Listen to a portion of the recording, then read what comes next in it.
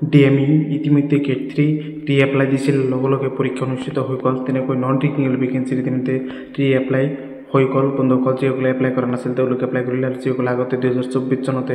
ফেব্ৰুৱাৰী মাহতে এপ্লাই হৈছিল তেতিয়া যিসকলে এপ্লাই কৰিছিল তেওঁলোকে কোনো ধৰণৰ এপ্লাই নকৰিলেও তেওঁলোকে এইখিনি পোষ্টত ভাগত পৰিব যিকোনো পোষ্ট ৰি-এপ্লাই হল বা পোষ্ট ভৰাই দিলে এইখিনি পোষ্টতো ভাগত পৰিব 2024 চনত যদি এপ্লাই কৰিছে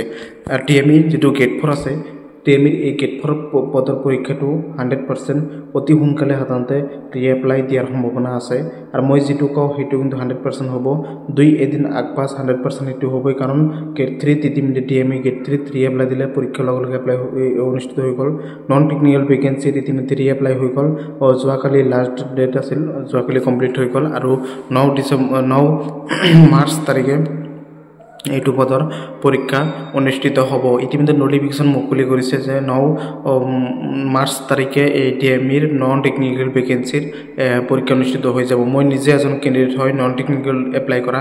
আৰু সকলোৱে ভিডিওটো শেয়াৰ কৰি দিব আৰু গেট 4 যিসকলে ডিএমইত গেট 4 এপ্লাই কৰিছে তেওঁলোকৰ বাবে বহুত ভাল খবৰ আৰু পদ ভৰাই দিয়া হ'ব 100% এতিয়ালৈকে কোনো নোটিফিকেশন মুকলি হোৱা নাই কিন্তু 100% ডিএমইৰ গেট 4 পদৰ কিন্তু ভৰাই দিয়া হ'ব কাৰণ গেট 3 পদ ভৰাই দিয়াৰ লগে লগে ৰি-এপ্লাই দিলে নন টেকনিক্যাল ভেকেন্সি পদ ভৰাই দিয়াৰ লগে লগে ৰি-এপ্লাই দিলে আৰু ৰি-এপ্লাই দিব খান পদ ভৰাই দিলে ৰি-এপ্লাই দিবই লাগিব তেনেকৈ যিসকলে এপ্লাই কৰা নাছিল তেওঁলোকে এপ্লাই কৰাৰ সুযোগ এটা দিয়ে আৰু যিসকলে গেট 4 এপ্লাই কৰা নাছিল তেওঁলোকৰ বাবে ডাঙৰ এটা সুযোগ এটা আহিব আৰু ডাঙৰ এটা নিযুক্তি হ'বলৈ গৈ আছে ডিএমইৰ gate 3 gate 4 non technical vacancy আৰু এইবোৰ পদৰ অতি সোনকালে ৰিজাল্ট মুকলি কৰিব লগে লগে ভাইভা টেষ্ট অনুষ্ঠিত হ'ব কাৰণ 10 মে তাৰিখে এইবোৰ নিযুক্তি দিয়া হ'ব আৰু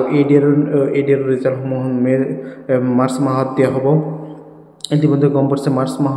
মাৰ্চৰ 9 তাৰিখত নন টেকনিক্যাল ভেকেন্সিৰ পৰীক্ষাটো অনুষ্ঠিত হ'ব আৰু পৰীক্ষা অনুষ্ঠিত হোৱাৰ 5 দিন বা এক সপ্তাহ আগতে হে এডমিট কাৰ্ড মুকলি হ'ব তাৰ আগতে কিন্তু এডমিট কাৰ্ড মুকলি নহয় আৰু এডমিট কাৰ্ড মুকলি হোৱাৰ লগে লগে আপোনাক মই ভালকৈ বুজাই দিম কেতিয়া এডমিট কাৰ্ড মুকলি হ'ব আৰু পৰীক্ষাটো 9 মাৰ্চ তাৰিখে নন টেকনিক্যাল ভেকেন্সিৰ পৰীক্ষাটো অনুষ্ঠিত হ'ব আৰু 5 দিন বা 6 দিন আগতে এডমিট কাৰ্ড মুকলি হ'ব পৰীক্ষাৰ 5 দিন বা 6 দিন আগতে এডমিট কাৰ্ড মুকলি হ'ব তাৰ আগতে কিন্তু বেছি দিন আগতে কিন্তু এডমিট কাৰ্ড মুকলি নকৰে কাৰণ হেলথত যিমান পৰীক্ষা হয় সকলো পৰীক্ষাৰ এডমিট কাৰ্ড কিন্তু 4 বা 5 দিন আগতে কিন্তু মুকলি কৰে তাত আগতকৈ বেছি মুকলি নকৰে আৰু 5 দিন সময় দিব বা 4 দিন সময় দিব এডমিট কাৰ্ড ডাউনলোড কৰিবলৈ আৰু মই নিজে এজন ক্যান্ডিডেট হয় মোৰ চেনেলটোৰ পৰা সকলো সময়তে শুদ্ধকৈ আপডেট পাবলৈ চেষ্টা কৰিব আৰু গেট 4 যিসকলে আছে ক্যান্ডিডেট আছে যিসকলে এপ্লাই কৰিছে তেওঁলোকৰ বাবে ভাল খবৰ যিসকলে এপ্লাই কৰা নাছিল গেট 4 তেওঁলোকৰ বাবে ভাল খবৰ অতি সোনকালে আহিব আৰু গেট 3 ইতিমধ্যে ৰি-এপ্লাই হল পদ ভৰাই দিলে পৰীক্ষা অনুষ্ঠিত হ'ল তেনেকৈ নন টেকনিক্যাল ভেকেন্সি পদ ভৰাই দিলে লগে লগে নোটিফিকেশন মুকলি কৰিলে যে অফিচিয়েল নোটিফিকেশন মুকলি কৰিলে যে 9 মাৰ্চ তাৰিখে পৰীক্ষা অনুষ্ঠিত হ'ব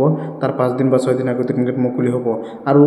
তেনেকৈ এই গেট 4 পদৰো আপোনাৰ নোটিফিকেশন মুকলি হ'ব আৰু ৰি-এপ্লাই 100% হ'ব মোৰ মতে 100% হ'ব আৰু অতি সোনকালে নোটিফিকেশন মুকলি পাব আৰু ৰি-এপ্লাই হোৱাৰ পিছতে তাতো ডেট কিন্তু 100% অতি সোনকালে পাই যাব মই কোৱাৰ দৰে মই 6 মাহ আগৰ পৰা কৈ আছো যে পৰীক্ষাটো অতি সোনকালে অনুষ্ঠিত হৈ যাব আৰু ফেব্ৰুৱাৰী মাৰ্চ মাহত পৰীক্ষা অনুষ্ঠিত হৈ যাব এটো 100% হৈ গ'ল বন্ধুসকল ইতিমধ্যে জানুৱাৰী মাহতে গেট 3 পৰীক্ষা হৈ গ'ল আৰু নন টেকনিক্যাল ভেকেন্সি পৰীক্ষা 9 মাৰ্চ তাৰিখে অনুষ্ঠিত হ'ব আৰু গেট 4 পদৰো পৰীক্ষা অতি সোনকালে অনুষ্ঠিত 100% হ'ব কোনো টেনচন নাই ভিডিওটো শেয়াৰ কৰি দিব যিসকলে প্ৰথমবাৰ ভিজিট কৰিছে চেনেলটো সাবস্ক্ৰাইব কৰি দিব যিসকলে এপ্লাই কৰিছে তেওঁলোক সকলোকে মই শেয়াৰ কৰিবলৈ অনুৰোধ জনাইছো চেনেলটো সাবস্ক্ৰাইব কৰিবলৈ জনাইছো কাৰণ অসম চৰকাৰ কেৱল এইটো পদে নহয় যিমান বিভাগৰ পদ আছে যিমান চাকৰি খবৰ আছে সকলোবোৰ সময়মতে মোৰ চেনেলটোৰ পৰা তথ্য সহকাৰে পাবলৈ চেষ্টা কৰিব সকলোৱে সাপোৰ্ট কৰিব চেনেলটো সাবস্ক্ৰাইব কৰি দিব সময়মতে সকলো খবৰ সকলো আপডেট দিবলৈ চেষ্টা কৰিম সকলো ভিডিওটো শেয়াৰ কৰি দিব চেনেলটো এটা সাবস্ক্ৰাইব কৰি দিব এটা সাবস্ক্ৰাইব কৰিলে মই যেটা আগ্ৰহিত হওঁ আৰু সময়মতে সকলোবোৰ ভিডিও দিবলৈ চেষ্টা কৰিম ধন্যবাদ সাপোৰ্ট কৰিব অনেক শেয়াৰ কৰি দিব ভিডিওটো আৰু চেনেলটো এটা সাবস্ক্ৰাইব